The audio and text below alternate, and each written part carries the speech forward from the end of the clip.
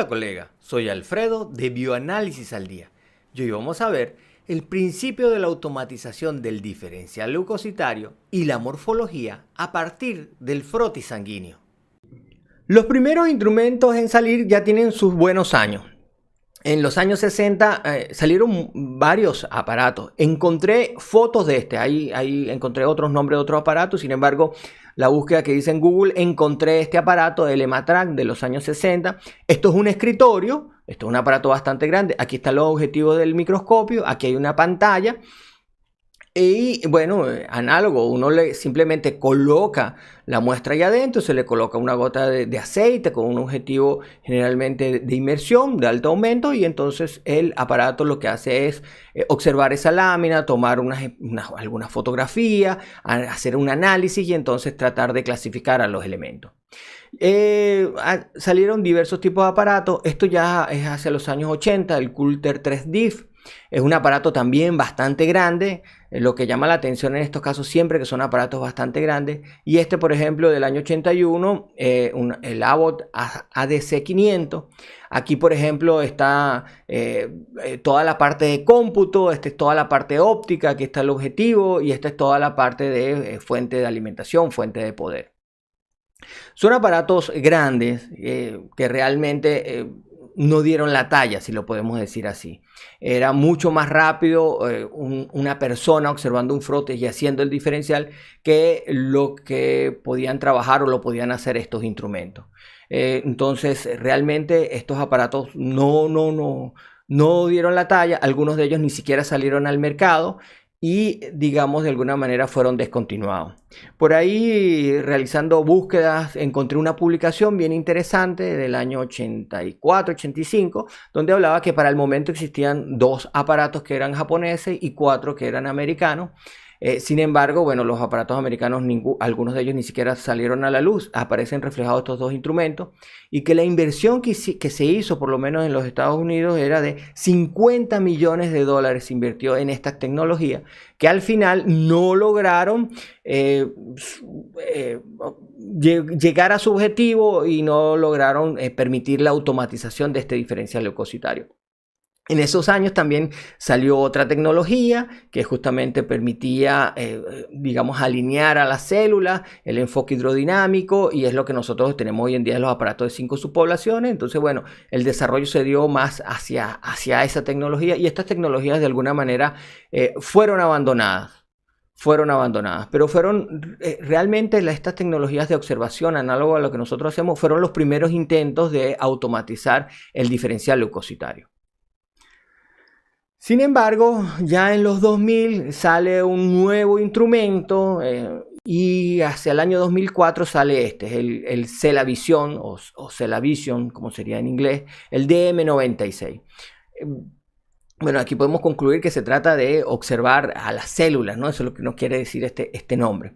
Existía un aparato previo que sería el abuelo de este aparato. Yo me imagino que ahí hay un avance o quizás algo de mercadeo y qué sé yo, pero al final este aparato irrumpe al mercado en el 2004. Interesantísimo, fascinante este aparato cuando salió.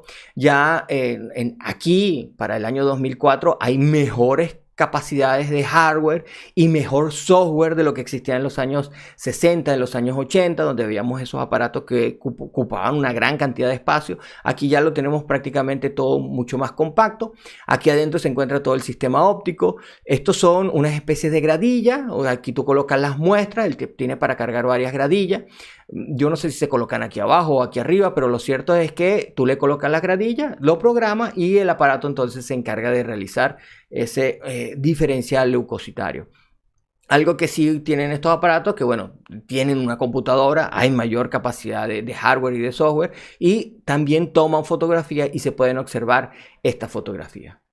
Este aparato es el primero que salió y realmente, bueno, tuvo una buena acogida y es el que tiene la mayor cantidad de trabajos realizados sobre él, diversos tipos de investigaciones independientes para corroborar si efectivamente puede digamos, de alguna manera reemplazarnos, si se quiere decir, en el laboratorio, o son lo suficientemente adecuados para realizar ese diferencial leucocitario y esa morfología hemática.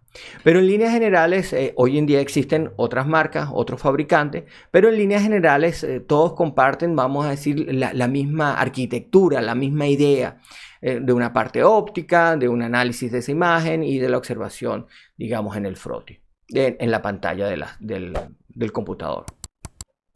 Este equipo CellaVision lo que hace es que realiza un escaneo del froti. En este instrumento se debe tener un froti sanguíneo y el froti sanguíneo se le coloca al instrumento. El instrumento realiza entonces primero un escaneo a bajo aumento y lo que hace aquí es buscar ese campo ideal donde las células estén bien separadas y se logren observar bien para poder realizar la morfología hemática y el diferencial leucocitario. Análogo a lo que nos hacemos nosotros cuando vemos un froti, que nosotros tomamos ese froti, lo vemos primero en bajo aumento, recorremos de alguna manera ese froti y luego nos vamos a esos campos donde se ven mejor las células, donde tienen una mejor distribución. De esta manera, entonces, el equipo logra una identificación inicial de esos leucocitos, por lo menos logra saber, los ubica dónde están, y entonces ahora le coloca aceite, la mayoría lo hacen de manera totalmente automatizada, y pasan con el objetivo de inmersión. En este caso, entonces, con alto aumento, van a ir escaneando y tomando fotografías de esas células. Y ahora lo que realizan es un análisis de esa imagen.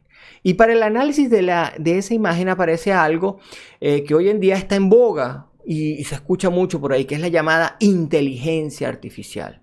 Realmente estos instrumentos trabajan con lo que sería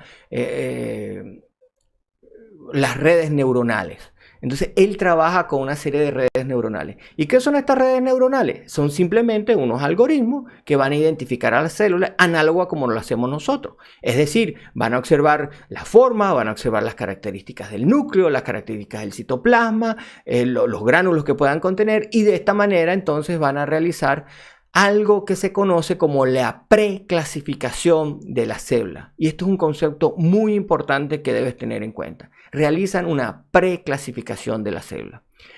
Esto es lo que va a mostrar en pantalla. Esta pantalla que tenemos aquí la creó CellaVision y todas las tecnologías hoy en día utilizan algo que es muy parecido a esto, ¿sí? Por no decir que no son clones, son una copia de esto que tenemos aquí. Aquí generalmente hay un menú y podemos hacer diferentes opciones. Lo interesante está aquí. Ves que aquí, entonces, esta red neuronal ha logrado clasificar a estas células como segmentados neutrófilos. Entonces, él nos ubica aquí los neutrófilos, aquí están los eosinófilos, los basófilos, los linfocitos, los monocitos, y él tiene para clasificar otros tipos de células, y también tiene un renglón donde hay unas células que él no fue capaz de clasificar. De este lado hay algunas indicaciones adicionales o datos sobre lo que observamos aquí. Entonces, él nos presenta en pantalla esta célula. Sin embargo, esta red neuronal no es infalible, esta inteligencia artificial no es infalible. Entonces, hay células que pueden quedar mal clasificadas. Y ahí es donde aparece el segundo concepto importante en este tipo de tecnología, que se requiere una reclasificación. ¿Quién va a realizar esa reclasificación? Nosotros, el personal del laboratorio competente entonces en esta morfología hemática debe realizar la reclasificación de esa célula. De esta manera entonces se eliminan esas posibles incongruencias que se pueda tener allí, y esto, algo muy importante, va a alimentar a esta red neuronal cuando clasifica, por ejemplo, un monocito como el linfocito y yo le hago la correcta clasificación, esta red neuronal también está aprendiendo. Y esto es también importante para el funcionamiento de este sistema. Entonces, lo que tenemos aquí es un sistema que primero realiza una preclasificación, luego requiere que nosotros lo observemos y realicemos entonces esa reclasificación. También él lo que hace es la morfología de los glóbulos rojos y de las plaquetas, y también puede estimar las plaquetas. Esta estimación de plaquetas es simplemente contar el número de plaquetas con el número de glóbulos rojos, y hay una serie de fórmulas ahí con el cual puede hacer una estimación.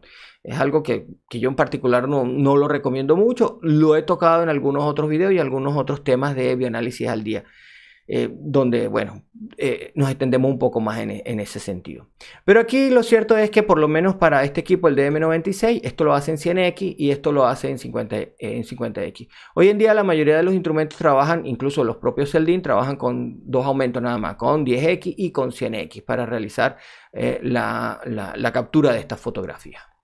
Y esto fue parte de nuestro en vivo, el frotis sanguíneo, automatizado